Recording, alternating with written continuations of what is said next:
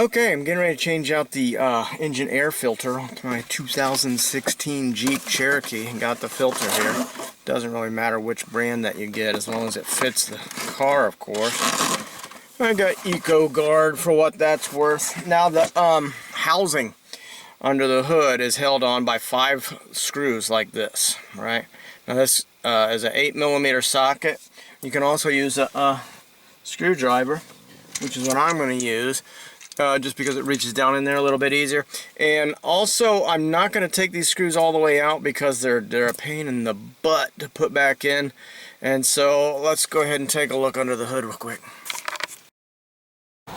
Alright, so here we are. It will look different depending on the engine, but this is the housing here. I'm gonna see, like I said, these screws down here are kind of difficult to get to. And so not only am I going to loosen them up instead of taking them out, I'm also going to make sure they're seated in there before I put the thing back in so that I can just reach down in there and tighten it up. So let me go ahead and open all that up. Alright, so there we are. And really, I guess the rest is self-explanatory. See, I got my filter in there. It's going to take some doing. I'm not going to have the camera show me pull that out of there, but I'm going to pull that one out and I'm going to put my new one in. So let's have a look at that. Okay, you want to know what? This is not as dirty as I expected it would be, to be honest. I could probably blow this out and reuse it, but I got a new one, so it doesn't matter. And needless to say, the new one is a whole lot cleaner. So, as you can probably imagine by this point, I'm going to go ahead and put that in, and then we're going to close this back up. So there it is, all nice and seated in its place.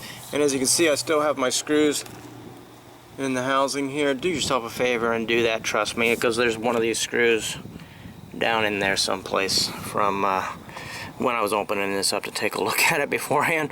And so I have some replacements. I want to make sure and put all those screws back in place so that this is nice and secure. Okay, so now I got it all seated back in place. I haven't tightened the screws down, but I just wanted to point out to you, unless you have really petite hands, you are not going to be able to put those screws back in. So it's a good idea to keep it in the housing. And so now I'm going to tighten that down, and this job is going to be done. And so it's really easy. I think people get daunted sometimes by, you know, the newer vehicles that they all are closed systems that have to be taken into the shop. And I know that the last time I had it in the shop, they wanted to charge me $65 to change this.